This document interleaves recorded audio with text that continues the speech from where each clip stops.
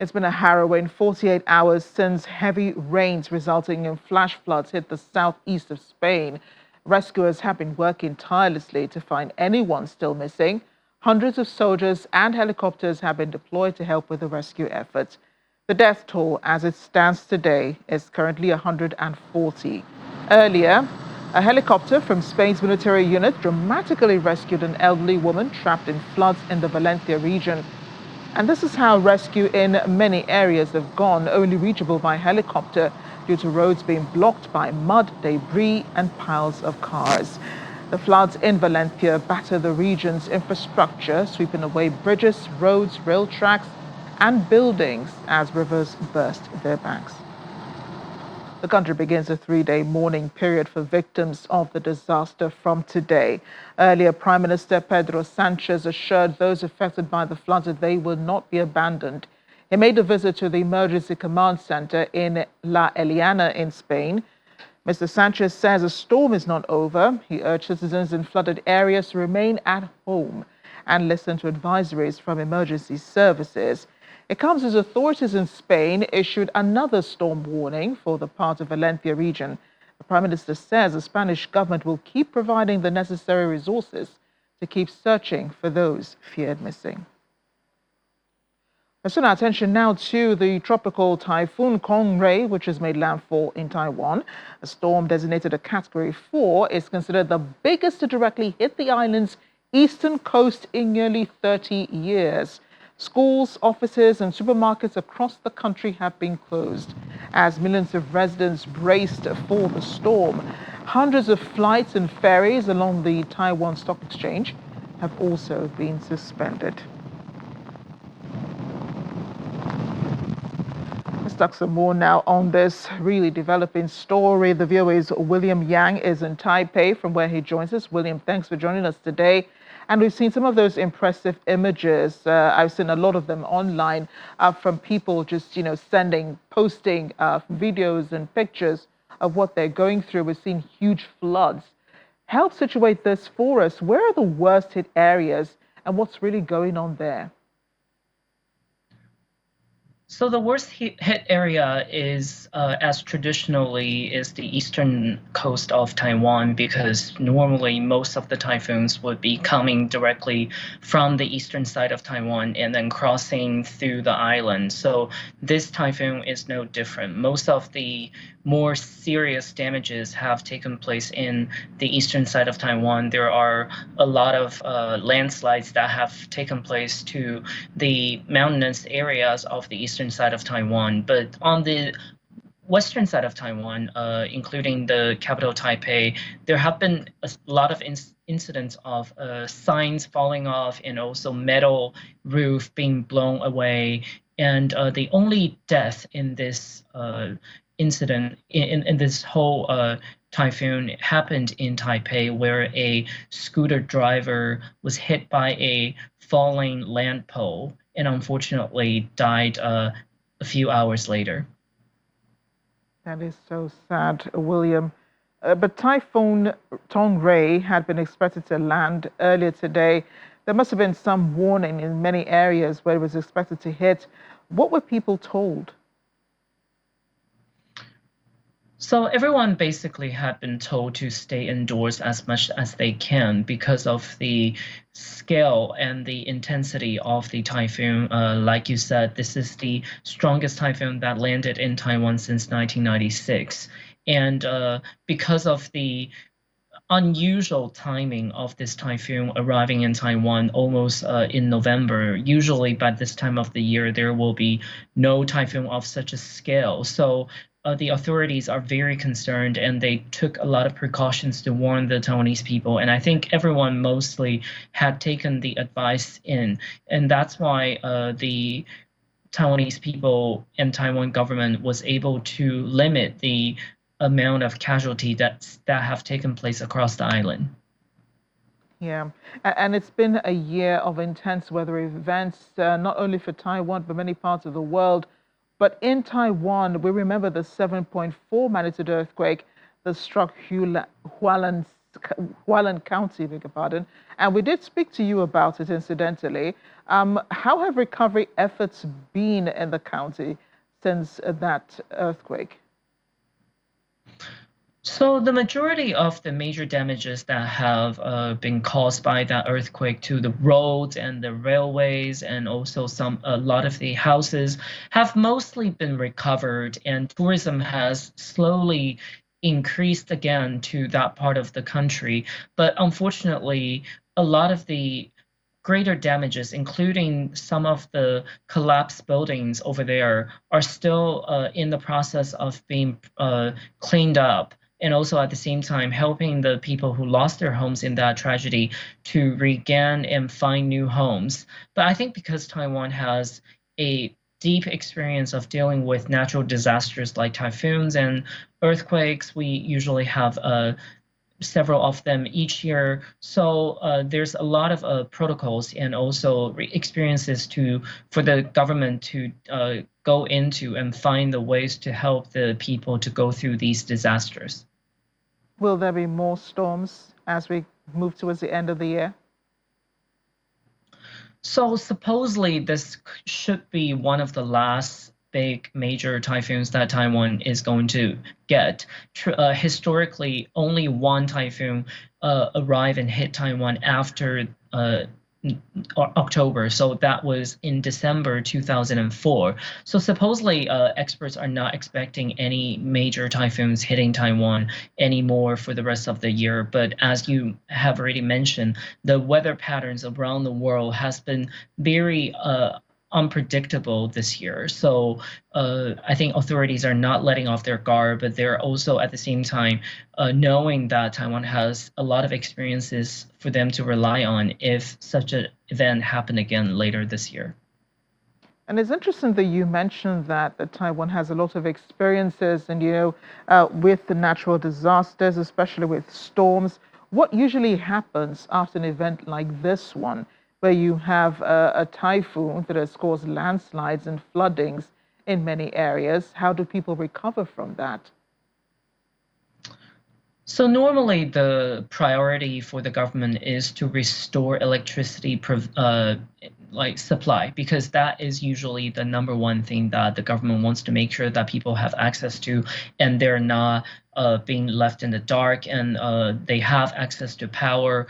And at the same time, for the worst hit areas, the government will usually mobilize the national military to help evacuate people, to help clean up the roads that might be impacted by landslides, and at the same time pour resources into those areas to make sure that the residents that have been impacted by these natural disasters will have the immediate necessities that they need to get through the immediate aftermath of these disasters.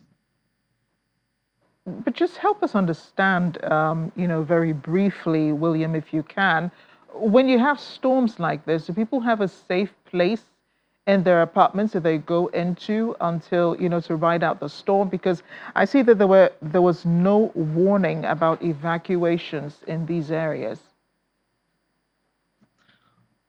Right. I think, again, Taiwan usually designates the gymnasiums or the school classrooms as the backup places for people who have to be evacuated from their homes to temporarily stay in. So those places usually already have some very basic infrastructure and facilities to serve this kind of purpose. And so in this particular event, I think still some residents in the mountainous areas in the eastern side of Taiwan were evacuated to those kind of places. William, thanks again for speaking with us, and do stay safe. Thank you. 6 days before the U.S. election, Vice President Kamala Harris, who is also presidential candidate for the Democratic Party, urged supporters in Madison, Wisconsin, to vote early in one of the most consequential elections of our lifetime. Harris described Republican presidential candidate Donald Trump as unstable and out for unchecked power, adding that he was focused on his own grievances rather than the needs of American people. Harris was supported by the folk rock band, as we see there, Mumford and Sons, who performed ahead of her remarks.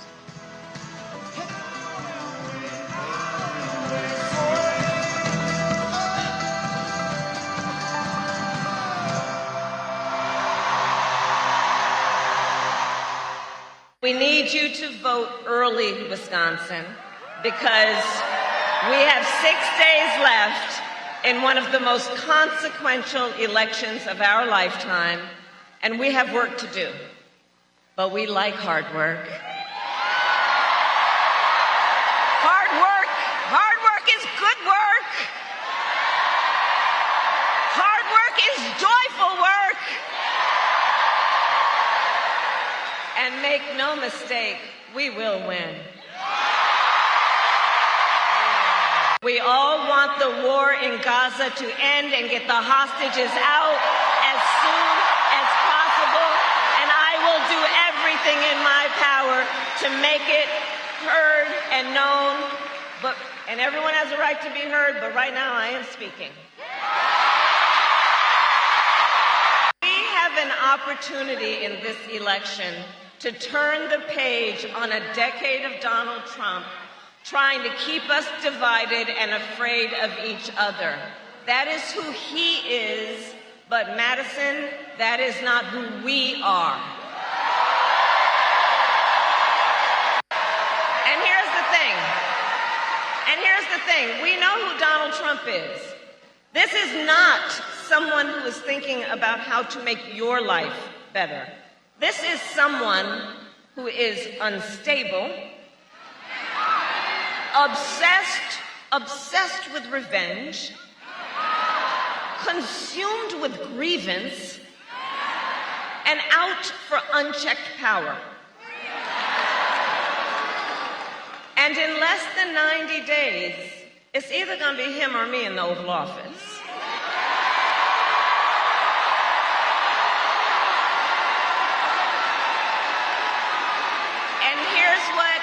Here's what you know, and here's what we know. If he is elected, it's not going to happen, but if he were elected, on day one, Donald Trump would walk into that office with an enemies list.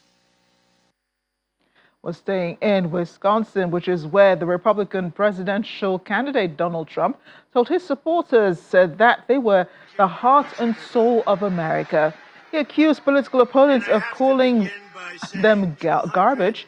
U.S. President Joe Biden had on Tuesday appeared to describe one or some of Trump's supporters as garbage, which has undercut Harris's pitch to work with those who disagree with her and move past the bitter divisions that define U.S. politics.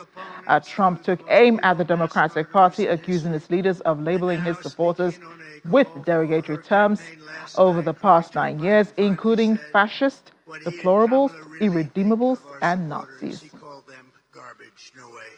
Kamala and Joe call all of us, and them, even them, garbage.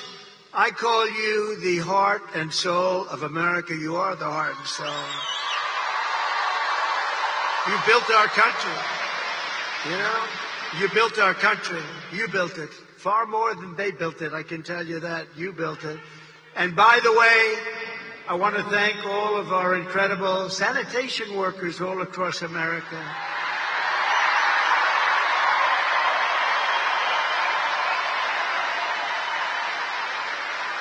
Because they work hard, they really do work hard.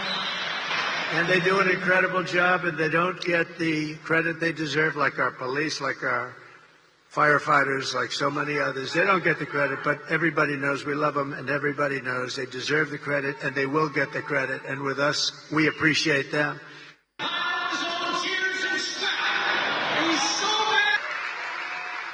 And one of my people came in and said, "Sir, you know, the word garbage is the hottest thing right now out there. The hottest thing out there. Sir, would you like to drive a garbage truck?"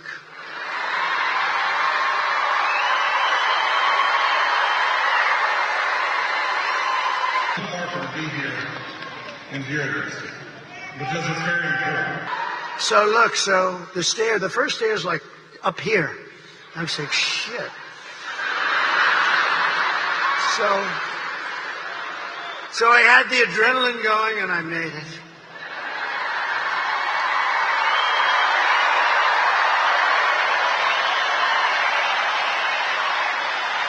I made it. And then I gave a little news conference from the front of the, they asked their wise guy questions and everything. And then we drove about 2 feet. I got out, got into the plane. And then I got in the car, and I'm driving over here, and I have this still on. And I come into the arena, and I say, "Where's my jacket? I want to get out of this thing." And they said, "It would be unbelievable if you could wear it on stage." I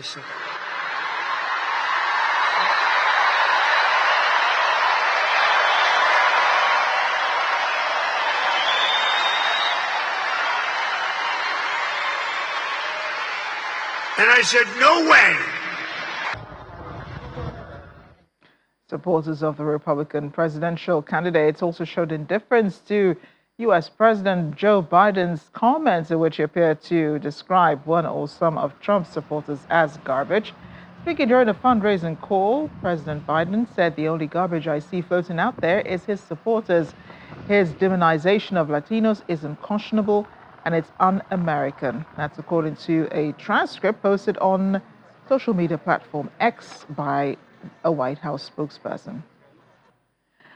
So there we saw officials in Pennsylvania making final preparations ahead of what they expect will be a large voter turnout on November 5.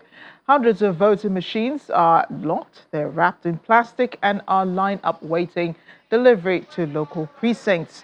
Trays containing thousands of mail-in ballots have been stored in a secure location before envelopes are removed and tabulated on Tuesday.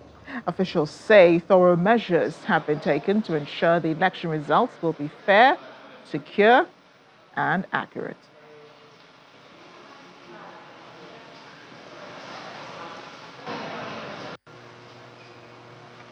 What we're looking at are our voting machines that are packaged up and ready to go out to the precincts.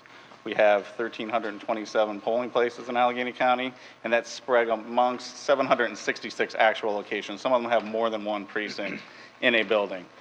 But what we do is we put the voting machine there with the privacy booth, and this is an ADA voting machine. We wrap it up, it's labeled, and a trucking company comes and delivers them all. It takes 6 working days to deliver all of the machines to all of the precincts. Full transparency is very important, and I think mostly important is the official and unofficial stick.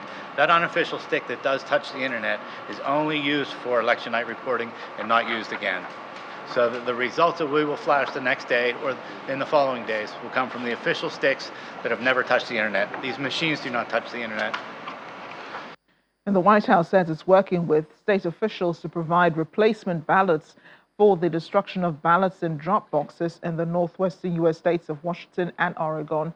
Police believe 3 suspected arsons at ballot drop boxes in Washington and Oregon are linked, and the FBI is investigating. First of all, we want to be very clear about this. It is unacceptable. It is unacceptable. Every eligible American has the right to make their voices heard. And so we are committed to making sure that Americans' right to vote occurs, right? We are committed to that, and we want to make sure that is not undermined. And so we're working with state officials, providing replacement ballots to those affected, and are working to protect against future incidents. That's what state officials are doing, and FBI certainly is going to investigate these incidents. So I would refer you to them specifically about the incidents, but we certainly will call that out, and it is unacceptable. Every eligible American has the right to exercise their right to vote and make sure that their voice is heard. Our correspondent in Washington, Maria Bird, joins us now. Maria, we're counting days now to these historic elections in the United States. But let's talk about those election boxes, the ballot boxes that were burned. Were they carrying used ballots? Those election boxes, not only you mentioned the Northwest region, but also in the Southwest region as well. And so those that were actually mailboxes with actual ballots, some of those, they're still under investigation of how many were actually destroyed. They have a preliminary counts, but they're asking people if they did vote in the last 36 hours to please check their local voting centers. Also, there's online ways in which you can check to see if your ballot was received. So that's what they're asking individuals to do at this time if they did actually cast their ballot through mail in the last 36 hours. Well, this will definitely impact on the elections because some people might be unwilling to go back to vote again. I mean, the reason they participated in early voting and mailed in those votes was so that they can avoid the rush on November 5. That is correct. Most areas are still in the early voting cycle. Some will end today, some will end Friday, and some even go up until Monday. And so there are still opportunities to go out and do early voting. The campaigning for people to vote and the need to vote, I think, and the pressure around why the need to vote is there. I think has many people focused in on their vote and wanting to ensure it's cast. So even if, as you said, they have to go back despite many challenges that potentially have arose throughout this process. I think people are just eager to ensure their voice is heard through this election cycle. Yeah. And in preparation for the election, Maria, voting machines have been or will be distributed. Where will they be kept before the distribution? And when will they be distributed? On election day itself or a day before the election? So it takes about 6 days, as I heard you all mention earlier, to get all of these various voter machines out to the various precincts. And so, as you can see, they're very well secured as far as how they're positioned and ready to actually go. Many of the precincts do have areas that are secure where they will be under surveillance, obviously, throughout the next few days to ensure there's no tampering with those machines. To be very honest, we are in unprecedented times as it comes to voter tampering and tampering with actual machines and ballots.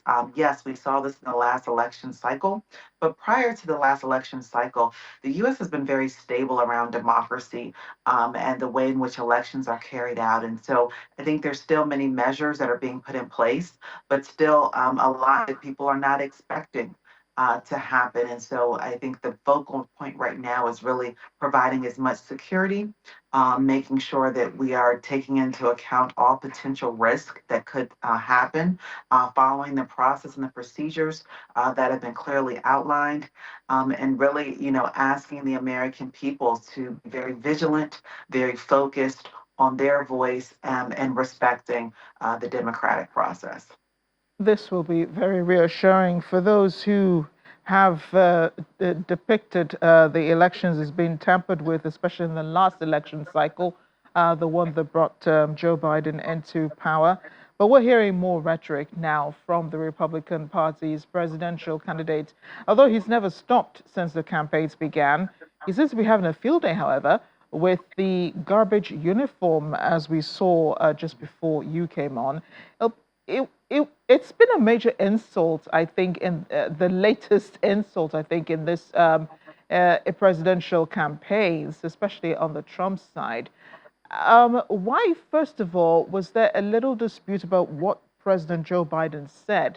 Because we did hear what he said, and we couldn't play the clip, but we did hear what he said. He did refer to Trump supporters as garbage. And then, his team came out to say, no, that's what is on the transcript. What the president means is that, some people don't know how they explained it or try to turn it, but why are they trying to explain away what the president said when that is exactly what he said? And that's on tape. I think this is really, it's unfortunate times. As you said, this all began with the garbage around Puerto Rico and kind of what was stated at the Madison Square Garden event with the former president. And so, and obviously we know that the president has said things, and obviously, as you said, the White House has tried to explain away what he actually said. This is, again, part of what I think has been unprecedented in this election cycle. Emotions are running high. We are right here, right before the day of election. And it's unfortunate that whether it's the Republican or the Democratic Party, that these types of rhetoric are actually being stated, because, again, that does nothing but potentially hurt those who are looking to come out to vote. Because not only are we in a position now where people are very clear on where they stand, whether it's Democrat or Republican, but there's also a lot of voter apathy. I think many are a bit concerned about both parties. And so those type of occurrences only reaffirm and reinforce for those voters who are unclear if they want to go out to vote. It reaffirms their need and their desire to be apathetic toward the voting process. And for many Trump supporters, I'm seeing the Democratic candidate, her views on abortion seems to stand out. A lot of them think that the Democratic presidential candidate, if elected, will legalize abortion in the United States. Help clear that up for us, Maria. So we know Roe versus Wade went under attack during the Trump administration. The U.S. has had in place the ability to have early term abortions for quite some time now. That's all part of the women's rights movement in the 70s. And so the overturning of Roe versus Wade was a historic point in our American history. And obviously, there have been many who have been against the overturning of that actual legislation. And so now, what we're seeing is that those in the Democratic Party are really working hard to ensure that women are focused in and understand, and Americans understand the reproductive rights that Democrats are focusing in on, and specifically the vice president is focusing in on as something that she will ensure is protected for all Americans if she is elected. We also know the Republican Party has been very clear that they are going to, and they have shown signs. Various states have completely abolished abortion as an option for women in the reproductive rights era. And so I think what we're looking at this time is a clear stance. And obviously, one is going to focus in on some of those very hardcore, talking about kind of what happens to the abortion process. Republicans are very clear that Democrats should not be proponents of women's reproductive right, especially abortion and early term abortions. But Democrats are focusing in on the rights of women and their family choices and their choice when they want to have a family and how they would like to do that. So this is a very contentious topic, this election cycle, but many Americans are very clear on where they stand. So that's one that definitely has a clear stance between the two parties. It is a contentious topic, even here in Nigeria, although it's not on the ballot and not one of the issues that any of the presidential candidates is willing to face. Maria, thanks again for speaking with us.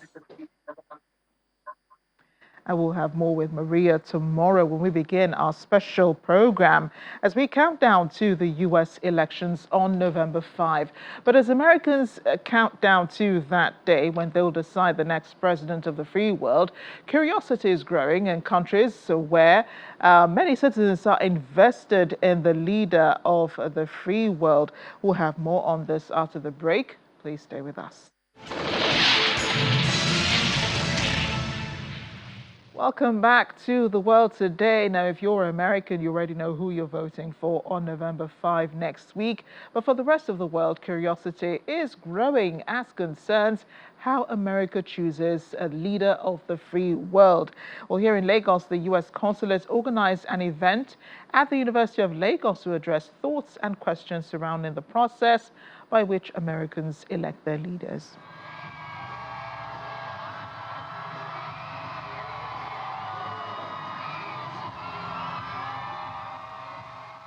By end of day November 5, 2024, Americans would have decided on a new president via the democratic process of elections. But the American system of democracy may be confusing to some, as whoever wins the election must secure not just the popular vote, but that of the Electoral College.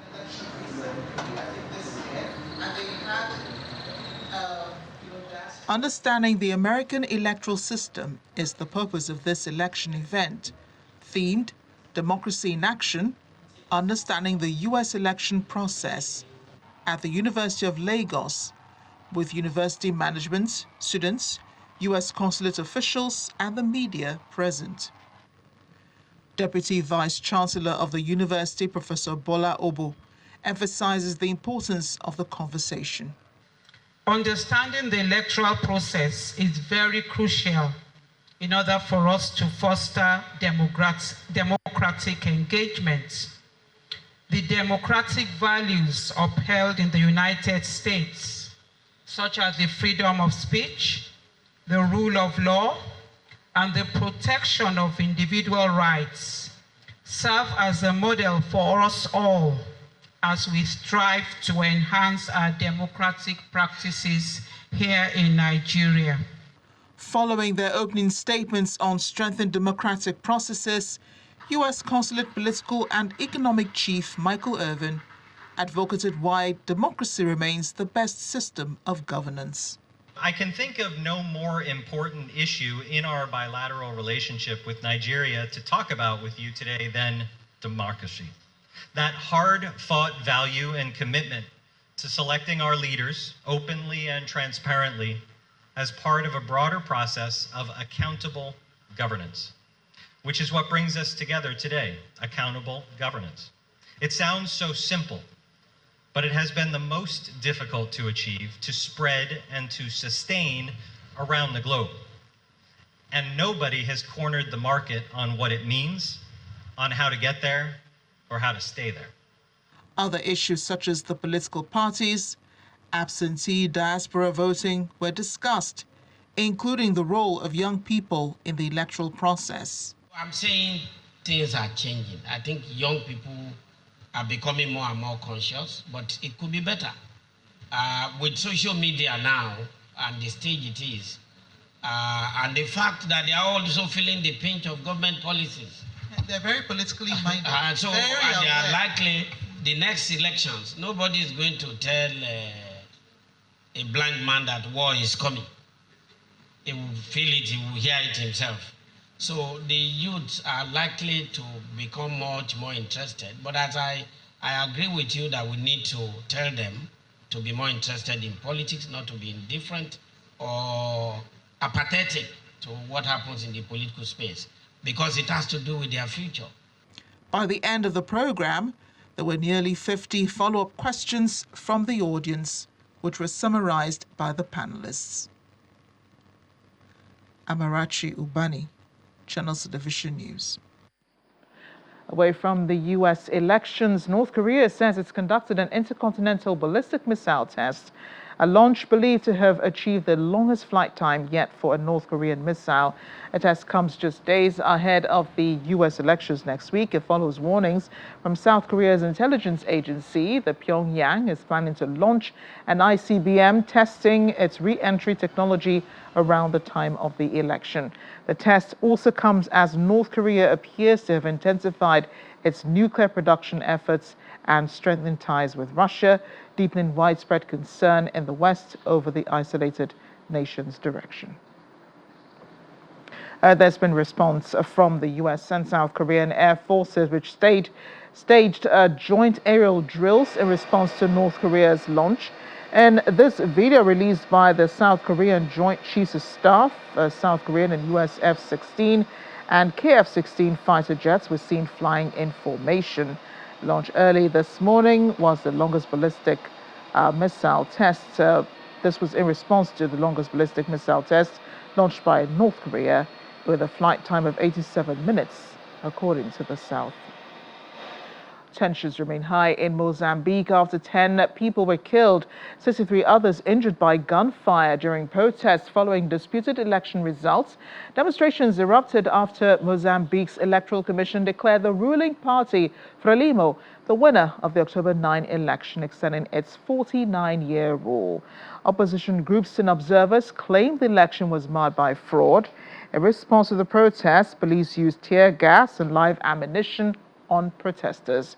Human Rights Watch independently confirmed 11 deaths and more than 50 serious injuries, noting the actual numbers might be higher since many of the injured did not report to hospitals. The opposition candidate Venancio Mondlane, who came in second, claims victory, has renewed calls for more protests. Well, South Africa's investment company has recently launched its first benchmark for diversity, equity, and inclusion in asset management. Our South Africa correspondent, Innocent Samosa, tells us more. Investors, professionals and entrepreneurs at the 27-4 Investor Day highlights economic instability and political uncertainty as one of the causes for unpredictable market conditions affecting investment returns. The CEO of 27-4, Fatima Vaunda, speaks about the motivation behind creating South Africa's first benchmark for diversity, equity and inclusion in asset management. The whole idea has been over 20 years in the making. So we established a framework to monitor and create awareness around black and women-owned asset management firms in South Africa. It was a two-pronged approach when we first established in 2007. One was to generate research, and two was to develop an asset manager development program where we can seed and support startup and emerging black and women-owned asset management companies. But how important is diversity and inclusivity for driving innovation and growth, especially for women-led fund managers? I think it's extremely important. It's effectively the foundation around a lot of our strategies at 27-4. We try to be impactful in everything we do. We can't be exclusionary in the nature of how we deploy our capital. Capital is sourced from these pools of people, females, black people as defined in the codes, and therefore they need to be the beneficiaries of that capital as well. So for us, it's extremely important. It's kind of the bedrock of our product designs. Investment manager at 27-4, Roy Ord, believes South Africa has made progress around racial inclusion. I think South Africa has made a lot of improvements over the last couple of decades around racial inclusion. But I think the target that we've had now is more around how do we bring other groups who have not had the same opportunities as the rest into the mainstream and make sure that this industry is reflective of all of us. All right, there you have it. We've gathered insights from the industry analysis conducted by 27-4. At the core of this discussion for this benchmark is the focus on diversity and inclusion. From Johannesburg, South Africa, Innocent Samosa, Channels Television News. We end the bulletin with this unbelievable story.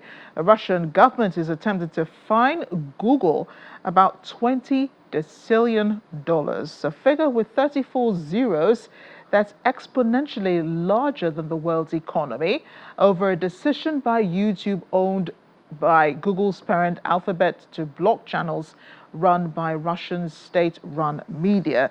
Now, it's unlikely Google will pay the fine. The company said in its third quarter earnings report earlier this week it had ongoing legal matters relating to Russia, including compounding penalties that would not have material adverse effect.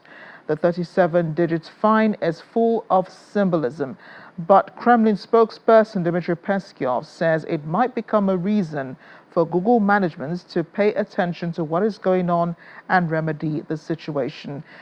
Well, the world's economy combined is approximately $110 trillion, according to the International Monetary Fund, equaling a small fraction of what Google's fine is from the Russian government. Alphabet, Google's parent company, has a market valuation of just $2.1 trillion as of today's share price. The first time I'm hearing about $1 zillion. Well, thanks for watching The World Today. I'm Amarachi Ubani.